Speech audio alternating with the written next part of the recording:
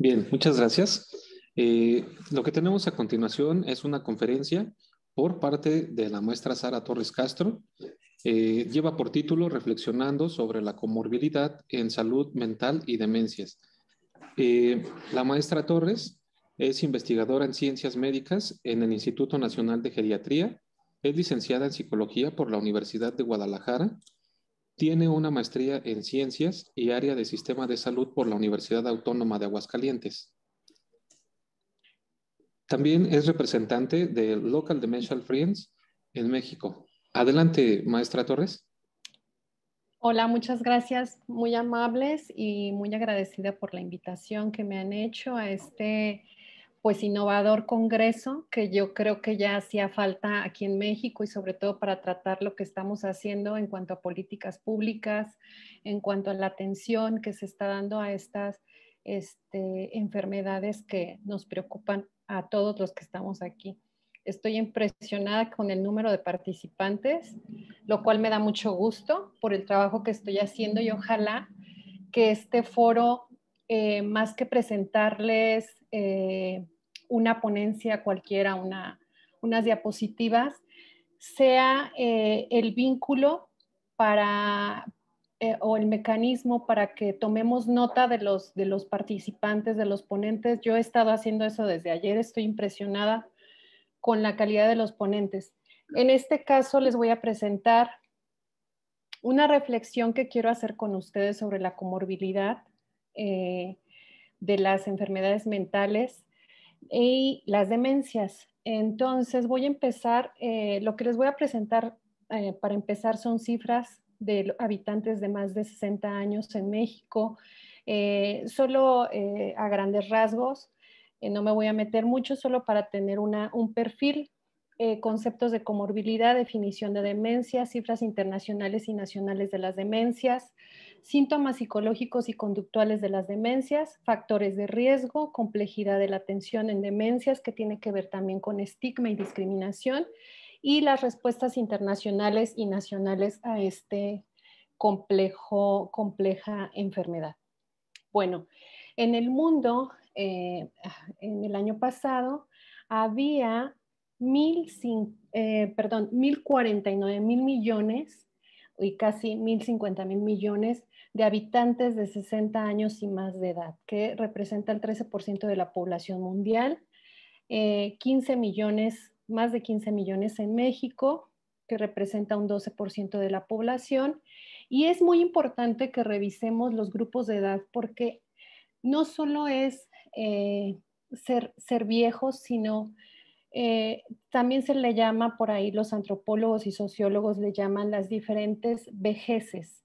¿Por qué? Porque son diferentes, no solo por los grupos de edades, sino por los contextos en el que se desarrollan estas personas. Entonces podemos ver estos grupos de edad que se les llama personas mayores jóvenes de 60 a 74, personas mayores ancianas de 75 a 84 años, personas mayores muy ancianas de 85 a 94 años, personas longevas excepcionales de 95 años o más, personas centenarias de 100 a 104 años, personas semisupercentenarias de 105 a 109 años y personas supercentenarias que ya son casos muy específicos como las islas, alguna isla en Japón que se llama Okinawa y otros contextos también aquí en Latinoamérica, en Colombia, hay una población supercentenaria. En México les presento esta gráfica, bueno, este cuadro, donde se pueden identificar la esperanza de vida en mujeres y la esperanza de vida saludable. Ojo con esto porque justamente vamos a estar hablando de la comorbilidad y cómo se da esa esperanza de vida saludable. Vemos aquí la esperanza en mujeres de 60, que actualmente tienen 60 años, podrán vivir 23 años más, pero solamente 17 años con vida saludable y así cada caso específico en las diferentes edades. En el caso de los hombres, si un hombre que ahorita tiene 60 años podrá vivir 21 años más, bueno, esa es la esperanza de vida, y la brecha es casi de 5 años de una esperanza de vida saludable. Mujeres de 70 años y más en México, les presento estas condiciones de prevalencias de algunas condiciones de salud para que vayan identificando lo más común en el caso de las mujeres de 70 años, el déficit auditivo, nefropatías crónicas, enfermedades bucodentales, déficit visual y en el caso de los de principales causas de años perdidos por muerte prematura, cardiopatías isquémicas, diabetes mellitus, nefropatías crónicas. ¿Por qué presento esto? Bueno, aquí está el caso de los hombres.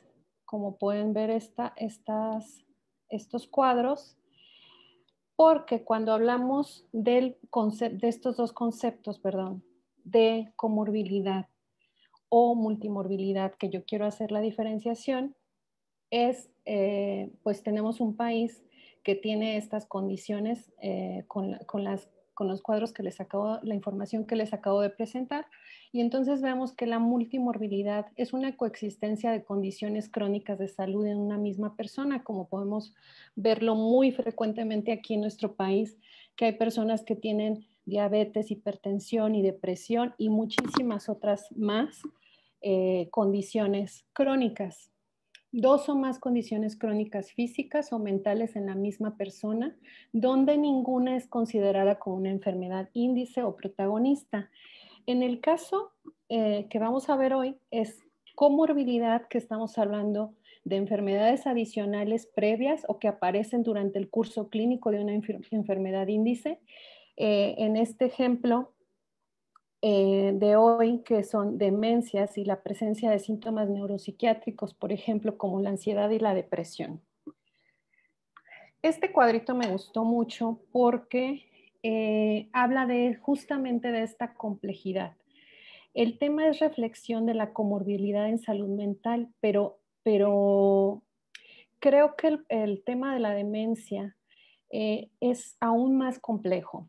Aquí podemos ver este cuadro donde nos indica que hay una enfermedad índice que es la demencia en nuestro caso y que además tiene otras enfermedades que están incluidas.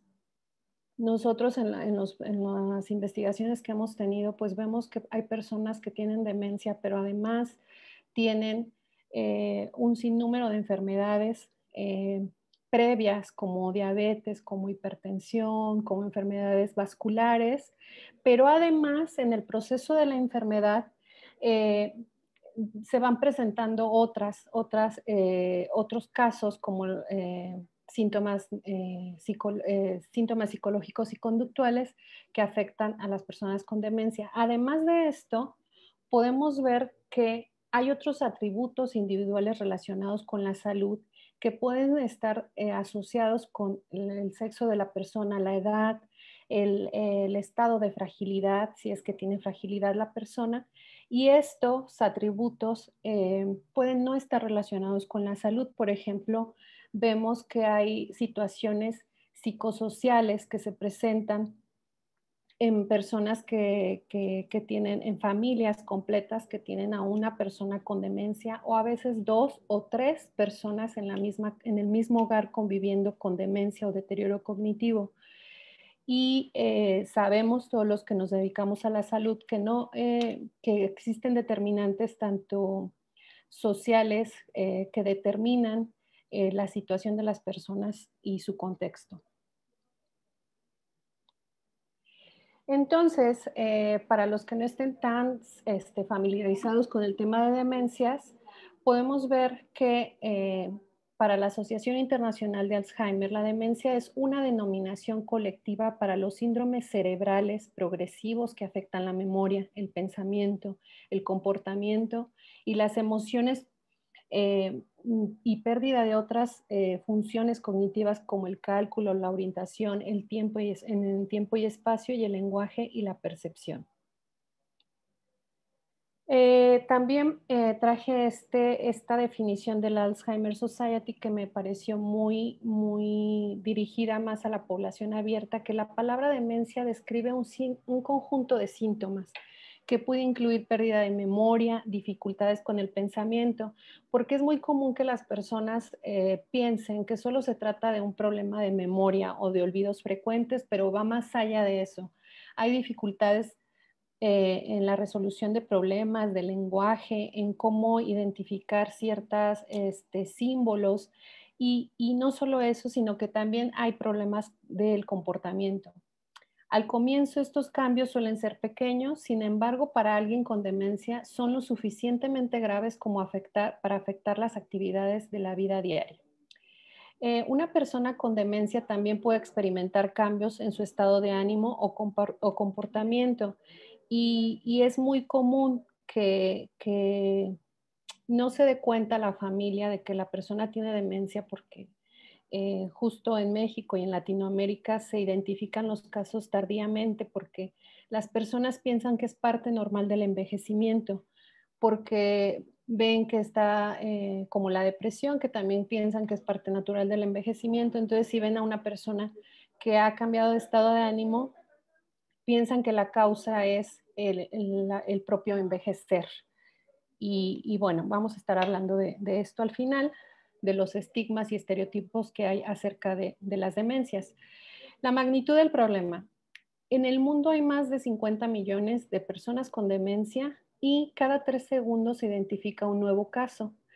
Se estima entre 5 y 8% de la población de 60 años y más de edad tienen algún tipo de demencia. Y se ven aquí algunas, bueno, vemos aquí como para algunos, dentro de algunos años, algunas estimaciones de que aumentará y se duplicará y triplicará para 2050. También es un problema que afecta, pues que tiene un costo que se ha estimado en $1 trillón en el mundo de gasto global. La magnitud aquí en México es, se han hecho algunos estudios, existe un grupo de investigación, un grupo de expertos en demencia que se llama 1066. Ellos han hecho una encuesta, han hecho encuestas internacionales y en México se hizo una encuesta de base poblacional donde la prevalencia indica que la demencia en zona urbana es de 7.4 y 7.3 para área rural. También hay otras encuestas como la ENACEM y la ENSANUP que han registrado prevalencias similares o por debajo. En las demencias, como les decía, hay síntomas psicológicos y conductuales que, bueno, en psiquiatría o los neurólogos los conocen como neuropsiquiátricos. Son síntomas asociados a los trastornos de percepción, contenido del pensamiento, el afecto o la conducta de las personas con demencia. Estos síntomas son las quejas de las familias, es la más frecuente queja de las familias, porque pueden presentar el diagnóstico los médicos y saber que es una enfermedad difícil de tratar, pero cuando el paciente llega a su casa y en la vida cotidiana, la familia tiene quejas de los síntomas, que son los más frecuentes, los delirios, alucinaciones, agitación, depresión, ansiedad, euforia, apatía, desinhibición, irritabilidad, trastornos de alimentación y alteración del sueño. Ya este mismo grupo de investigación de expertos que aquí en México está encabezado por la doctora Ana Luisa Sosa del Instituto Nacional de Neurología y Neurocirugía, han hecho esta revisión, este análisis de los principales síntomas neuropsiquiátricos que presentan en México. Y bueno, esta gráfica, aunque ya tiene algunos años, no ha cambiado mucho.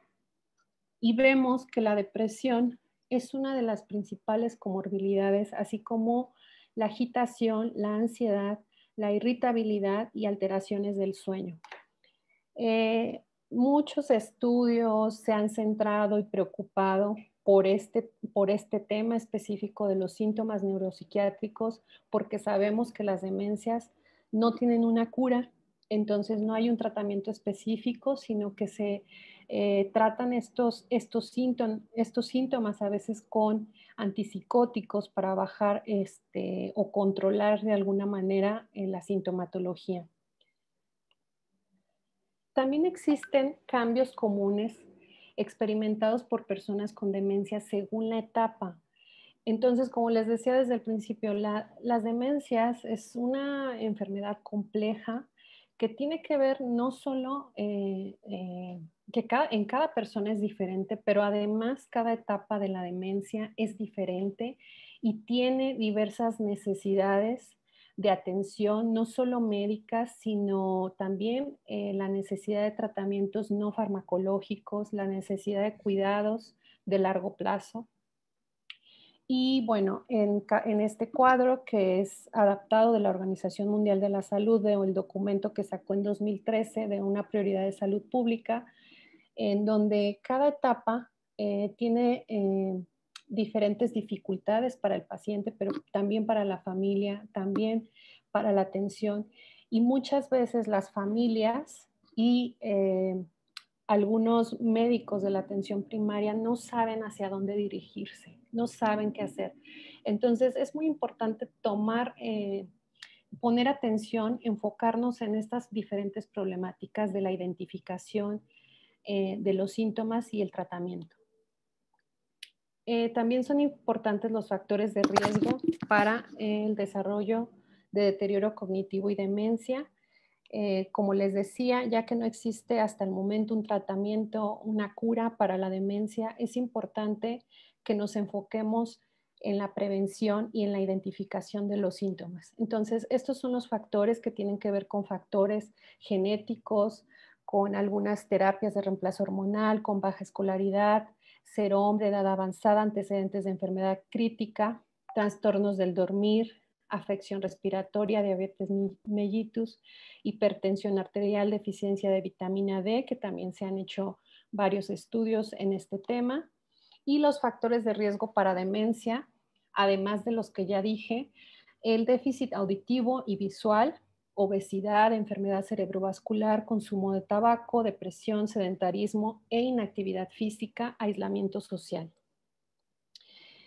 Y bueno, ¿por qué poner énfasis en cada uno de estos factores? Porque envejecemos de maneras diferentes y es importante el ciclo de vida, el enfoque de curso de vida.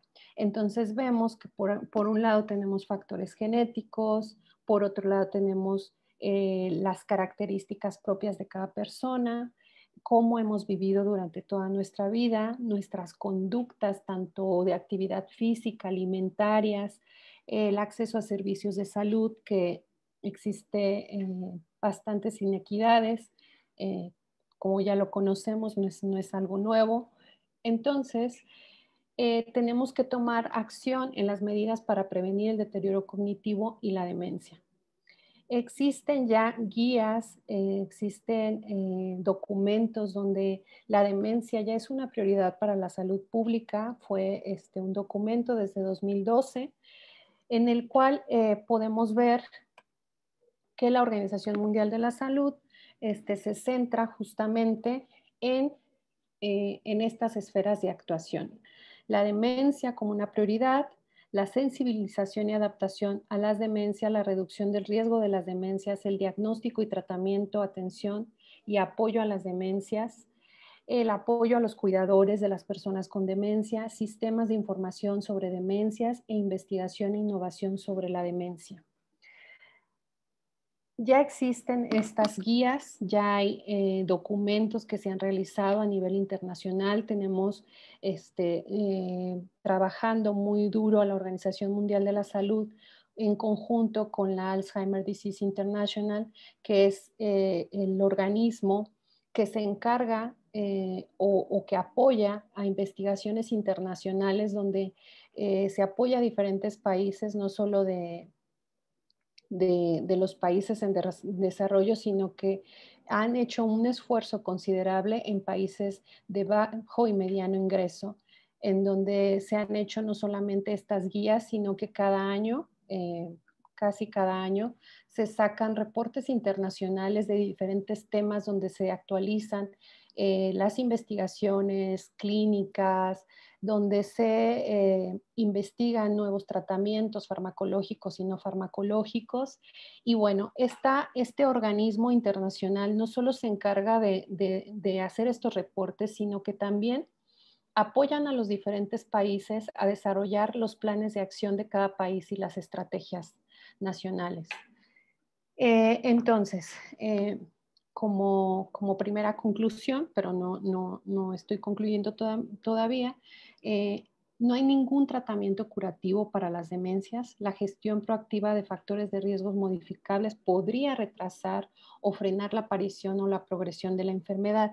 Entonces, aquí hago como un paréntesis donde la importancia de los factores de riesgo, que es lo que nos marcan las guías internacionales, podría retrasar o frenar, y aquí podríamos tener muchísima de dónde poder tener políticas encaminadas a modificar estos factores de riesgo que ya los vimos, y muchos de esos factores de riesgo tienen que ver, estos factores que se pueden modificar con actividad física. Se los voy a ir diciendo más o menos rápido, sin detenerme, porque quiero llegar a otro punto importante, que es el estigma social. Entonces, los principales factores modificables pues, pueden ser la actividad física, realizar actividad física, que puede ser recomendada a los adultos con deterioro cognitivo leve para reducir el riesgo de mayor deterioro cognitivo. Existen programas que ya se han presentado también aquí durante el Congreso, como el programa de ejercicio físico multicomponente BB-Frame, que se puede descargar. Dejar de fumar, que ya sabemos que este tema del tabaco ya se ha tratado también por los expertos en adicciones, que sabemos que dejar de fumar puede modificar muchísimo la salud a cualquier etapa de la vida. Alimentarse sanamente, se puede recomendar una alimentación similar a la dieta mediterránea a los adultos con cognición normal o con deterioro cognitivo leve para reducir el riesgo de deterioro. Y bueno, muchísimas intervenciones en nutricionales, como el plato plato para las personas mayores, que bueno, todo esto está en la biblioteca virtual del Instituto Nacional de Geriatría, o en la página se pueden meter y ahí se pueden descargar estos recursos. Evitar o reducir el alcohol. Las intervenciones encaminadas a reducir o abandonar por completo el consumo peligroso y perjudicial del alcohol deben ser ofrecidas a los adultos con cognición normal o deterioro cognitivo. Hacer estimulación cognitiva. También existen programas, guías que ya existen para la estimulación cognitiva. Tener interacción social, porque se conoce que el aislamiento social es una causa de deterioro cognitivo, y que es muy importante el apoyo social y la participación a lo largo de toda la vida. Controlar el peso corporal, que puede brindar intervenciones para combatir el sobrepeso, y tratar la diabetes, la hipertensión, tratar la dislipidemia y tratar la depresión. Bueno, rehabilitar el déficit auditivo. Esto se los quise pasar muy rápido porque son factores de riesgo modificables que ya se han actualizado por este grupo de Lancet, que es una revista internacional que ha hecho un trabajo pues muy arduo por ir definiendo estos factores modificables. Esta es una publicación que se hizo hace poco, en 2020, donde se incluyeron, ya existían 12 factores, se incluyeron otros, y bueno, son estos que les acabo de mencionar, y que si hacemos esa intervención en estos factores modificables, que si se fijan tienen que ver con otras enfermedades, no solamente con las demencias o con la cognición, tiene que ver con muchos otros problemas de salud que están afectando a nuestra población mexicana. Bueno, el otro problema o el otro factor a donde quería llegar es al estigma. El estigma, que ya también estuvieron hablando de estigma en la salud mental, pero específicamente en demencias, es un problema que, que afecta y que no solo que es un componente más para que las personas no lleguen a la atención de las enfermedades mentales. Entonces, el estigma, como ustedes ya lo escucharon en otras presentaciones, se refiere a diferencias acentuadas de lo que es normal para un grupo de personas y las respuestas conductuales a esas diferencias, y tiene que ver con estos tres componentes: con los estereotipos, con la discriminación y con los prejuicios.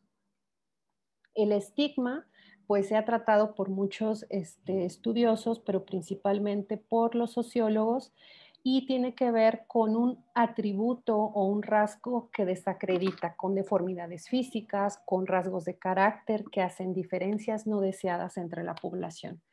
Entonces tenemos un estigma público, que son reacciones públicas dirigidas a un grupo de personas que posee un rasgo estigmatizante, y el autoestigma, que se refiere a las reacciones de la persona que posee ese rasgo. Y bueno, tenemos estos tres componentes que son muy importantes, porque el estereotipo son las creencias de la gente generalizadas y casi siempre son negativas para tener determinado rasgo. En la demencia, el estereotipo más común es este estereotipo, que son: la persona con demencia es una carga para la familia, una carga para el sistema de salud, son personas delirantes, tienen una vida desesperanzadora, incapaces de hablar por sí mismos, incompetentes, invariables, etcétera, etcétera. Estos estereotipos y esto que les estoy poniendo aquí es de un reporte mundial que se hizo hace 2 años, donde se enmarcaron justamente estos puntos. Pero después de los estereotipos viene el prejuicio, que es la adopción de estereotipos y reacciones emocionales negativas a esos estereotipos. Entonces, este estereotipo tiene que ver con la persona, con la edad, con el pronóstico de demencia, por ejemplo. Muchos de nosotros, si nos dan un diagnóstico de demencia para algún familiar o para nosotros mismos, como ya tenemos una idea, un prejuicio, ya tenemos un estereotipo acerca de lo que es la demencia, pues decimos: yo no quiero tener demencia, ¿no? Antes prefiero tener otra cosa. Doctora ¿Sí? Torres, la invitamos a que vaya generando conclusiones. Nos Conclusiones. quedan 3 minutos. Ok, Disculpe. gracias. Ujú. Entonces entramos en todo estos tres elementos hasta llegar a la discriminación.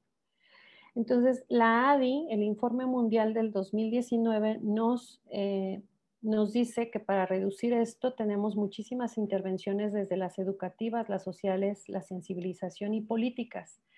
En México ya tenemos un Plan Nacional de Alzheimer que se publicó en 2014, pero no solamente es tenerlo escrito, sino que hay que hacer, eh, es lo que les decía de tomar nota de los que estamos aquí presentes. Nosotros ya hemos participado con algunos de los institutos que se mencionan aquí abajo: el INAPAN, el Instituto de Neurología y de Psiquiatría, y hemos realizado este documento, el cual se sigue revisando. Existen otras herramientas como estas, como el ICOP, que también ya ha sido mencionado aquí, y me gustó mucho el lema de este congreso, que es plantar bandera y hacer aliados. Y yo quiero compartirles este movimiento, que es Dementia Friends México, que es una bandera justamente para las demencias, el cual es la mayor iniciativa en la historia para cambiar las percepciones de las personas. Nos dedicamos a transformar la manera en que un país piensa, actúa y habla, y pueden unirse a nosotros, a Dementia Friends México. Y bueno, ya para concluir, les voy a dejar aquí los datos, y las conclusiones principales son: el número de personas con trastornos neurodegenerativos está aumentando rápidamente. Actualmente no existen tratamientos efectivos disponibles para su curación o detección, por lo que las medidas preventivas representan una de las mejores estrategias para reducir el impacto de esta pandemia junto a otras intervenciones de los planes mundiales y nacionales y la participación social en la eliminación del estigma. Pues muchas gracias y aquí creo que no se ven muy bien los correos, pero bueno, quedo aquí a su disposición. Sí, se los pasamos a nuestro público, doctor. Muchas gracias. Muchas felicidades por su ponencia. Llegó una pregunta interesante. Tenemos ahí 40 segundos para poderle dar respuesta, pero se la hago extensa. Dice, buenos días, hizo referencia al tratamiento hormonal como un factor de riesgo para la demencia. ¿A qué hormona se refiere? Así como en la alimentación, la vitamina B y E, ¿por qué? Bueno, me voy a regresar rápido. En este documento, porque sería muy largo hablar de todos los factores, en este documento de Lancet, que es muy importante que lo consideren, se habla de todos estos factores de riesgo, son muchos, les dejo aquí la cita, porque pues no podríamos hablar de cada factor de riesgo. Es esta, de Lancet del 2020, es un reporte justamente de los factores de riesgo y los factores modificables. Perfecto, maestra Torres. Le agradecemos mucho por su ponencia. Esperamos contar con su presencia para el 2022. Que Muchas tenga usted un gracias. lindo día. Gracias. Gracias.